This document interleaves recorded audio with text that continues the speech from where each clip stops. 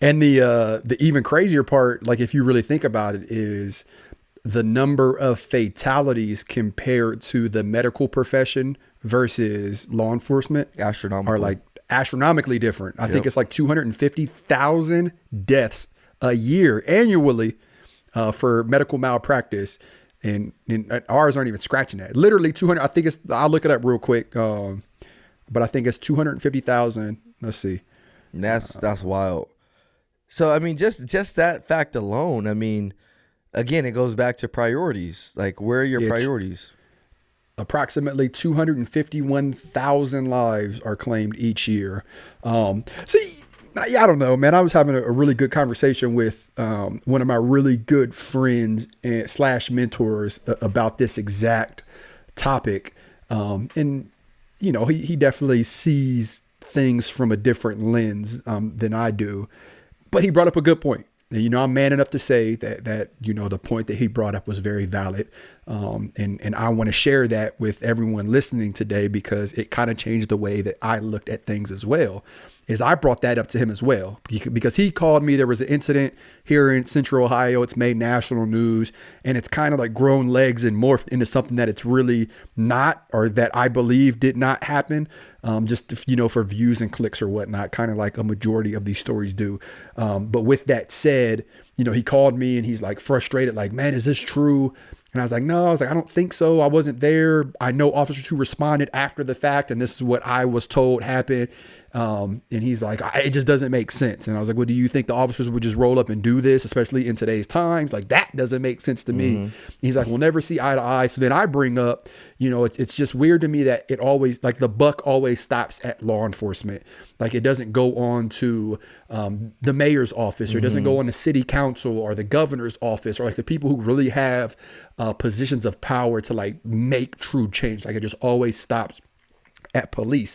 And then I made the comparison of medical malpractice, which is why I knew that number of 250,000. I'm like, you know, 250,000 people die annually, and no one really bats an eye at that. And you know, whatever, like, I'm not saying this to try to get medical professionals in trouble by any means. I'm just saying that in comparison. And his response to that was, yeah, but we're not talking about that right now. And I was like, you're right. You're absolutely right. You're absolutely right. Like, he's like, I'm focusing on what's going on with police right now. And he's like, we could address that later, but this current conversation we're having, he's like, we're not talking about that. And I was like, you got it. You're absolutely right. Like, I completely get that response. So I just wanted to share that with all the listeners out there, because when he said that, I was like, man. And it's the same thing, you know, when people were responding to Black Lives Matter, right? Like, somebody would say Black Lives Matter, and then somebody would automatically respond, well, all lives matter. And it's the same principle, Yeah, right? I get it, but go ahead. But my thing on that though is like, okay, but when will we talk about it? Because here's my argument is like, it seems like police has always been the subject of conversation, even And that's what I said. Yeah. Even prior to George Floyd. Yep. Prior to George Floyd, police has always been the center of conversation in many ways. You know what I mean? If you go back now, rightfully so, police have screwed up some things throughout the history of policing, no doubt about it. You know, that policing has come from some corrupt past times, and we can't, you know, glaze over that. But I will be willing to put my life on this. I know policing ain't the only profession that's come from a correct pastime. And the only reason I know that is because, think about it. We had a racist education system, the education system, the medical field, the healthcare system. Absolutely, bro, like, we come from a country who at one point in time, racism was a thing. And it wasn't just policing that was racist. So my point is that even through all of that, policing has still managed to find its way to the top. And we kind of just brush over some of these bigger issues in medical field, in the education field, in the healthcare field. And the sad thing is that somebody can use that argument, but we're talking about police right now. And I absolutely agree with that. Yeah, we are talking about police. But when will we talk about the other topics? Yeah. So the analogy that he used, because I pretty much said the same thing. Like, no, I get that. And that's where I came up, like, you know, it's just frustrating for me that the buck always stops at us. You know, people are like, the police are the problem. Or it's like, well, are the police the problem, or is the system the problem? And if you agree, because I think most people will agree the system's the problem, or the man, right? I put that in air quotes. Well, who is the man, or who is the system? Like, what does that look like for you? Like, is it the judges? Like, is it that system within itself? Is it the laws? Is it, the higher ups? Is it the governor, the president? Like, you let me know where the system is, and then, justify why the buck falls on police. So I brought that up to him as well. And we were on the phone for probably 2 hours having a really, really heated debate. I won't say argument, but it almost got there, a debate.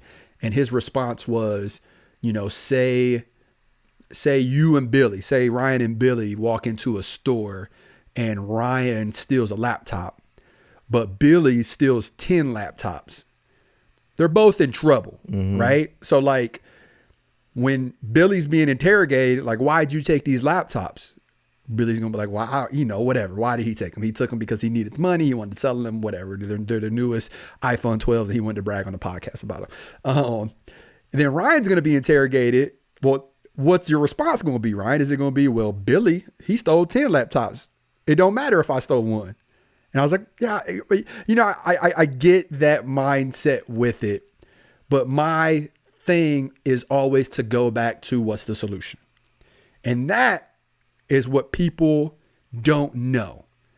So that's what really drives me crazy about like this topic that seems to be just pumped down our throats like nonstop. We need police reform, we need blah, blah, blah, blah, blah. Like no one really has the answer. Believe it or not, a majority of people don't believe in defunding the police. Like that was such an irrational thought that like caught on for a little bit and people rode the wave. But people know that we have to have some sort of law enforcement or there's going to be complete chaos. A majority of people are logical people, and a lot of people believe that that's not the answer. But people don't know what the answer is, or they're not really willing to put forth the effort or the mental capacity to come up with some sort of solution. Therefore, it's just like, well, I'm going to kick the horse. I'm going to kick the horse. I'm going to kick the horse. I'm going to kick the horse. It's like eventually, like, you're going to get tired. And we're going to get tired being the horse, right? Like, hey, stop kicking me over and over again. Like, look what that horse doing over there. Like, So I get both sides of it. But, at the end of the day, there are still a lot of phenomenal, not even a lot, I would say a majority, 99% of police officers out there are really heroes.